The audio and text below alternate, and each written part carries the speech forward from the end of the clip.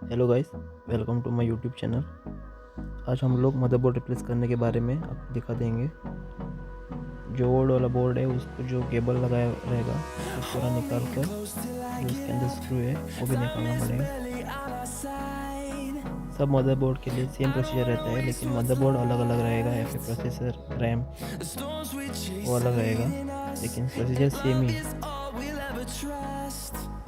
Processor अब निकाल देंगे। उससे पहले जो फैन निकालने वाले हैं उसको इसका जो चारों लॉक्स है वो रोटेट करके ऊपर की तरफ खींच कर निकालना है। अगर आप डायरेक्ट निकालने के लिए जाओगे तो फैन के जो लॉक्स है टूट सकते हैं, और लगाने के टाइम पर सेम वैसे ही रख कर प्रेस करना है, बाद में रोटेट करना है। अभी प्रोसेसर निकाल कर एक सेफ जगह पे रख दो। अभी आप गाइस जो बोर्ड है इधर प्रोसेसर रखने की जगह पे जो कट मार्क रहता है, ये कट मार्क को देखकर आपको प्रोसेसर रखना होगा, और प्रोसेसर के ऊपर भी कट मार्क रहते हैं तो देखकर उसी पोजीशन में आपको रखना होगा। अगर आपने गलती से भी उल्टा रख दिया तो बोर्ड ख़राब हो सकता है, इसके लिए केयरफुली आपको देखकर माउंट करना होगा प्रोसेसर।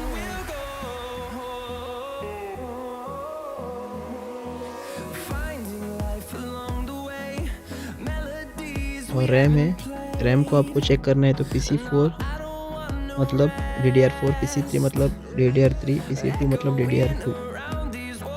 और रैम के ऊपर भी सेम रहता है, जो बीच में कट मार रहता है उसको देखकर ही ऊपर से लगाना होगा। जो माउंट करोगे आप लोग रैम को, तब रैम रख कर रैम के ऊपर से आपको प्रेस करना है। हम आपको अभी दिखाएंगे कैसे करना है। ऐसे प्रेस करने के बाद ऑटोमेटिक रैम लॉक हो जाएगा। ऐसे प्रेस करना है, और साइड में लॉक है एक ब्लैक वाला, उसको भी लगा दो। वो हम लोग अभी नए वाले बोर्ड में कर देंगे।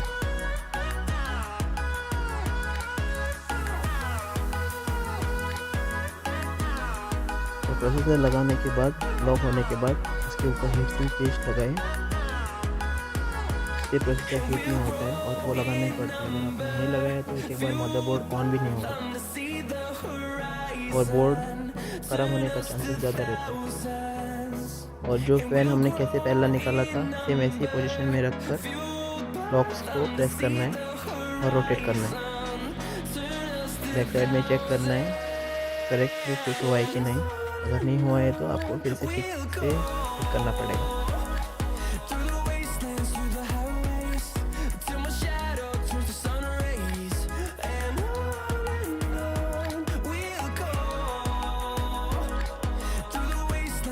जो बैक पैनल का प्लेट है उसको कीबोर्ड के जो पोर्ट है वो ऊपर की तरफ रखना है, SMP के एग्जैक्ट नीचे,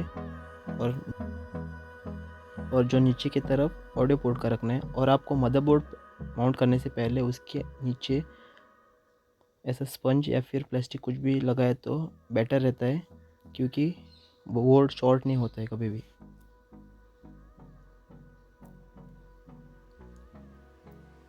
प्रॉपर सेट करके आपको फिट करना पड़ेगा।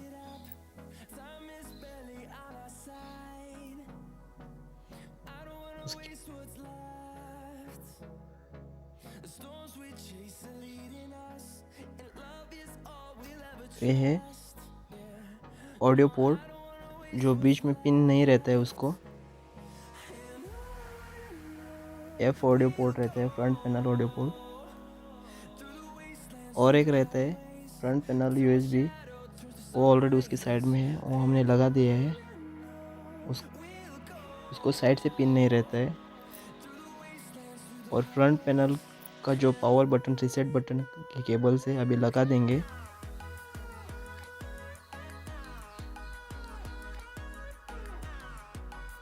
जो दिख रहा है उधर, पहले में पावर ऑन ऑफ करके रहेगा, उसको लगाना है।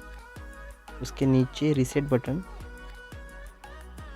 पहले पावर लगा देंगे हम लोग, पावर बटन का ऑन ऑफ करने वाला बटन है वो।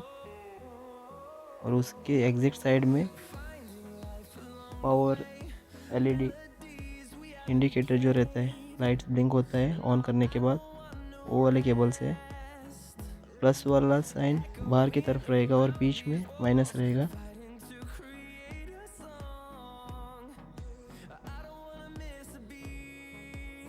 अगर आपने गलत डाला तो लाइट ब्लिंक नहीं होगा। और हार्ड डिस्क का एलईडी है वो भी सेम रहता है, प्लस बाहर की तरफ और माइनस अंदर की तरफ। और जो पावर बटन का जो हमने केबल लगाया था उसके एग्जैक्ट अपोजिट रीसेट बटन लगाना है।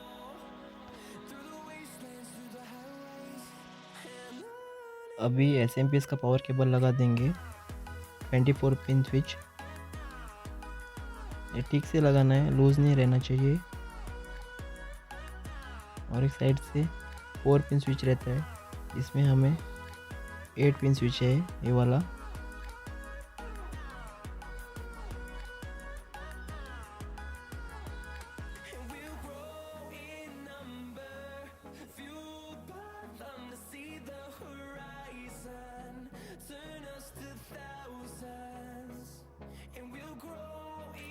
अभी जो साटा पावर केबल लगा देंगे हार्ड डिस्क और सीडी ड्राइव को।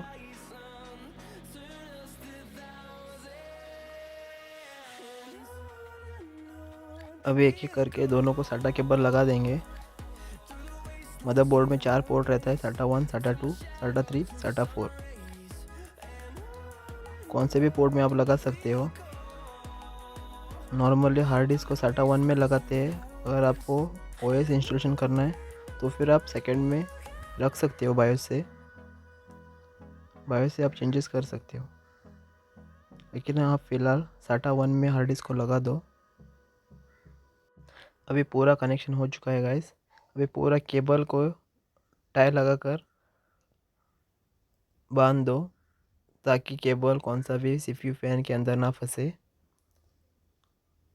और इसी के साथ हमारा वीडियो कंप्लीट हो चुका है गाइस। और कंप्यूटर के रिलेटेड कौन सा भी वीडियोस रहेंगे तो मैं इसी चैनल पर अपलोड कर दूंगा।